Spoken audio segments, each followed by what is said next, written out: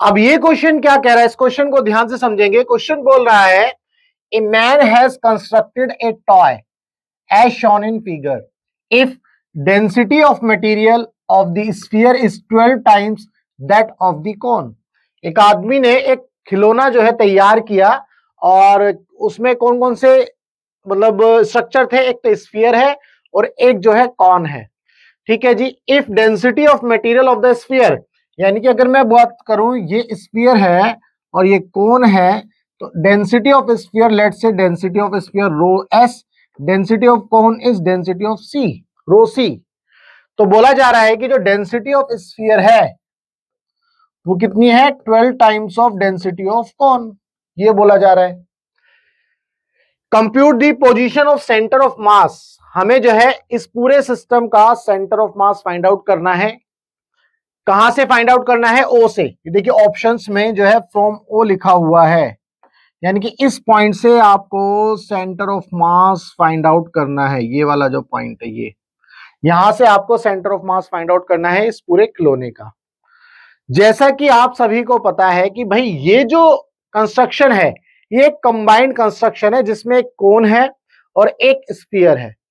अब आप क्या करोगे, चूंकि इस केस में हम क्या करेंगे, इंडिविजुअल स्फीयर का और इंडिविजुअल कोन का सेंटर ऑफ मास निकालेंगे। कहां से निकालेंगे, वो यहां से निकालेंगे पॉइंट ओ से। फिर उनको एक पार्टिकल सिस्टम मान लेंगे, यानी कि ये दो एक पार्टिकल की तरह काम करने वाले हैं। जैसे कि अगर मैं आपको बोलूं कुछ इस तरह से करने वाले हैं हम कि भाई इस कोन का सेंटर ऑफ मास कहां होता है, बेस से जो सेंटर ऑफ मास होता है वो होता है h/4 पर। अगर मैं सेंटर ऑफ मास की बात करूं इस बेस वाले पॉइंट से, इसकी हाइट में अगर हम देखेंगे तो h/4 पर होता है सेंटर ऑफ मास। अच्छा, यहां एक और चीज याद रख सकते हैं, लेट्स से ये एक्स एक्सिस है और अगर मैं इसको बोलूं ये वाई एक्सिस है, तो इसमें सेंटर ऑफ मास का एक्स कोऑर्डिनेट तो पहले से ही यहां पर क्या हो गया, 0। एक्स सेंटर ऑफ मास अगर मैं बात करूं वो 0 हो गया, तो पूरा का पूरा जो सेंटर ऑफ मास है हमें कहां मिलेगा, वाई एक्सिस पर, यानी कि वाई के कोऑर्डिनेट्स मिलने वाले हैं। ठीक है, तो वाई के कोऑर्डिनेट्स मिलेंगे। लेट्स से इस कोन का जो सेंटर ऑफ मास है वो ये पॉइंट है। ठीक है, तो यहां पर इस पॉइंट पर इस कोन का पूरा मास कंसंट्रेट है, तो मैंने इसको एक पार्टिकल मान लिया। ऐसे ही स्फीयर का मास जो है कहां पर कंसंट्रेट होगा, इसके सेंटर पर। लेट्स से ये हो गया। तो जैसा कि मैंने आपको बताया, अगर मैं ओ पॉइंट से ये वाला हाइट देखूंगा, ये height let's say Y C, इसको क्या नाम दिया, Y C, centre of mass of cone, तो यहां पर ये कितना हो जाएगा, h/4। जो भी हाइट होगी इस कोन की उसको हम किससे डिवाइड कर देंगे, 4 से डिवाइड कर देंगे। तो अगर मैं इस वाई सी की बात करूं तो ये कितना हो गया, h कितना है, टोटल हाइट कितनी है कोन की, 4r, 4r डिवाइडेड बाई 4, तो ये 4 से 4 कैंसिल, तो आपको क्या मिल गया, r मिल गया। तो हमें जो है centre of mass of individual cone कितना मिला, r के इक्वल मिला। अब इसके बाद अगर हम बात करें स्फीयर की, तो स्फीयर के लिए सेंटर ऑफ मास कितना होगा, लेट्स से वाई एस मैंने नाम दिया स्फीयर के लिए। तो यहां पर ये जो हाइट है, यानी कि स्फीयर का जो सेंटर है इस बेस से कितनी डिस्टेंस पर है, देखो 4r ये है, इसकी रेडियस है 2r, डायमीटर 2r है, तो रेडियस r हो गई, तो 4r plus r, 4r plus r, that means 5r आपको मिल जाएगा। उम्मीद करता हूं यहां पर कोई दिक्कत नहीं है। अब ये हुआ कि ये वाई एक्सिस और यहां पर दो पार्टिकल हैं, एक पार्टिकल है कोन का और एक पार्टिकल है स्फीयर का। उन दोनों पार्टिकल में अपने अपने जो मास है उनके कंसंट्रेट है। तो अब हमें क्या करना है, सेंटर ऑफ मास निकालना है। तो वाई सेंटर ऑफ मास क्या होगा, भाई हम ये फॉर्मूला लिखते हैं, लेट से स्फीयर के लिए ms ys प्लस mc कोन के लिए, yc कोन के लिए, divided by ms plus mc। ठीक है जी, यहां तक हमें कोई दिक्कत नहीं है, क्योंकि जब पार्टिकल सिस्टम बनेगा तब सेंटर ऑफ मास आप इस तरह से लिखते हो। अगर कंटिन्यूअस ऑब्जेक्ट होती है तो इंटीग्रेशन करते हैं। तो यहां पर जो है चूंकि ये दो पार्टिकल अलग अलग मान लिए गए हैं तो सेंटर ऑफ मास का फॉर्मूला लिख दिया। अब हमारे पास दूसरी जो प्रॉब्लम है वो ये है कि हमें इनका मास नहीं पता। तो अगर मैं इनका मास निकालने के लिए बोलूं आपको, तो आप कैसे निकालोगे, लेट्स से पहले हम ये समझ लेते हैं कि लेट्स से डेंसिटी ऑफ कोन, वो क्या होगा, मास ऑफ कोन, डेंसिटी क्या होता है, मास अपॉन में वॉल्यूम, वॉल्यूम ऑफ कोन, तो मास ऑफ कोन कितना हो जाएगा जी, density of cone into volume of cone. Cone का जो वॉल्यूम होता है वो कितना होता है, आपने 10th क्लास में जरूर पढ़ा होगा, बताओ कोन का वॉल्यूम कितना होगा, फटाफट जो है कमेंट करके बताओ। तो रो सी इज इक्वल टू कितना होगा, 1/3 1/3 पाई आर स्क्वायर एच, तो पाई आर स्क्वायर, यानी कि रेडियस देखो इसकी कितनी है, रेडियस आपको कोन की दी गई है, जो बेस है वहां पर 2r, तो याद रखिएगा पाई इंटू 2r का स्क्वायर, तो 1/3 pi R square into H, height कितनी है जी इसकी 4r। इसको जो है यहां पर देखेंगे, रो सी इज इक्वल टू क्या कुछ हो पा रहा है, ये हो गया 4r³ आ रहा है, 4 चौक 16, क्या मैं ऐसे लिख सकता हूं 16/3 पाई r³, क्योंकि ये आर स्क्वायर बनेगा, ये r हो गया तो r³, 4 और 2 दूनी 4, 4 चौक 16, ये पाई 16/3 पाई r³, ये हमें मिल गया मास ऑफ कोन। अब हमें क्या निकालना है, मास ऑफ स्फीयर निकालना है। मास ऑफ स्फीयर क्या होगा, ऐसे ही मास ऑफ स्फीयर हो जाएगा density of sphere into volume of sphere. अब वॉल्यूम कितना होता है स्फीयर का, 4/3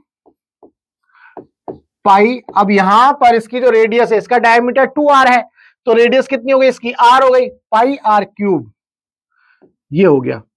यहां पर एक और रिलेशन आपको दिया गया है, density of sphere is equal to 12 times of density of cone, तो यहां पर आप डेंसिटी ऑफ स्फीयर की जगह 12 टाइम्स ऑफ डेंसिटी ऑफ कोन लिखेंगे इंटू 4/3 पाई r³, तो यहां से 3 चौक 12 है, तो कितना आ गया जी, रो सी इंटू 16 पाई r³, तो ये आपको मिल गया मास ऑफ स्फीयर। उम्मीद करता हूं यहां तक कोई दिक्कत नहीं है।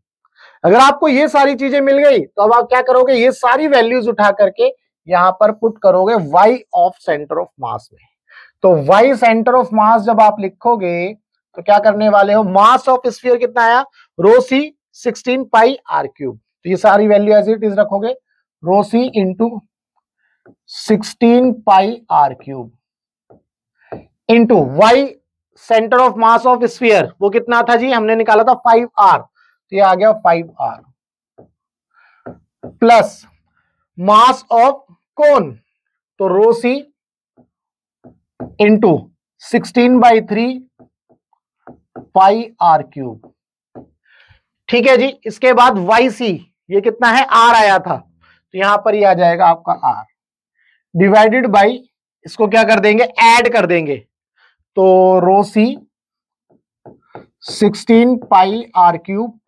प्लस, है ना, मास ऑफ स्फीयर और मास of cone, row C into 16/3 pi r³। उम्मीद करता हूं यहां तक कोई दिक्कत नहीं है। अब आप ध्यान से देखो सॉरी, अगर मैं डेंसिटी रो सी कॉमन निकालूंगा तो कैंसिल आउट हो जाएंगे, कोई दिक्कत नहीं है जी। देखो 16 भी कॉमन निकालूंगा तो ये भी कैंसिल आउट हो जाएगा, कोई प्रॉब्लम नहीं है। यहां पर पाई भी कॉमन निकालूंगा तो पाई भी उड़ जाएगा, ये भी जो है आसमान में पहुंचेगा। इसके बाद r³, देखो r³, तो यहां से ये r³ भी उड़ जाएगा। उम्मीद करता हूं यहां तक कोई दिक्कत नहीं है। तो बचेगा क्या जी, बचा ये 5r, है ना, तो 5r प्लस यहां पर कितना बच गया, r/3 डिवाइडेड बाई, अब नीचे कितना आ गया जी, नीचे क्या बचा है, 1 + 1/3। उम्मीद करता हूं यहां पर ये सारी चीजें आपको मिल गई। अब क्या करने वाले हो, यहां पर कितना आ गया, 5 × 15, 15r + r डिवाइडेड बाई 3, ठीक है जी। इसको ऐसे कर लेते हैं, ये डिवाइड हो जाएगा ऐसे, डिवाइडेड बाई 3 एकम 3 और 1 4, तो 4/3, तो ये 3 से 3 उड़ जाएगा, ऊपर कितना आ गया 16r डिवाइडेड बाई 4, तो 4 चौक 16, तो 4r जो है क्या आया आपके पास, सेंटर ऑफ मास आया, यानी कि y सेंटर ऑफ मास आपको मिला 4r। तो अगर कोऑर्डिनेट्स की बात करेंगे x सेंटर ऑफ मास और y सेंटर ऑफ मास की, तो वो आ गया 0 और 4r। ये आपके पास आंसर मिल गया। तो इसका मतलब फर्स्ट ऑप्शन हमारा सही है। तो उम्मीद करता हूं आपको इस क्वेश्चन के अंदर अगर कोई डाउट रहा होगा तो वो डाउट आपका जरूर क्लियर हुआ होगा। ध्यान रखिएगा, जब भी कंबाइंड ऑब्जेक्ट्स होती हैं तो हम क्या करते हैं, उन इंडिविजुअल ऑब्जेक्ट्स का सेंटर ऑफ मास निकालते हैं, उनका मास निकालते हैं और फिर जो है ये फॉर्मूला यूज करते हैं। तो अगर आपका डाउट क्लियर है तो वीडियो को लाइक करना और चैनल को सब्सक्राइब करना मत भूलना। अगर आपका फिजिक्स के अंदर कोई भी डाउट है तो आप इस नंबर पर व्हाट्सएप कर सकते हैं। अगर आप देखिए, हमारा मकसद है टीच फ्री फॉर इंडिया, यानी कि आप इंडिया के किसी भी कोचिंग सेंटर में पढ़ते हो, चाहे आकाश में, एलन में, फिटजी में, कहीं भी आपका फिजिक्स के अंदर कोई थ्योरी या किसी क्वेश्चन में डाउट है तो आपको करना क्या है, आपको अपना डाउट इस नंबर पर शेयर करना है, व्हाट्सएप करना है। हम आपके डाउट का बेस्ट वीडियो सॉल्यूशन आपको बना करके देंगे। तो चलिए मिलेंगे हम अपने नेक्स्ट वीडियो में।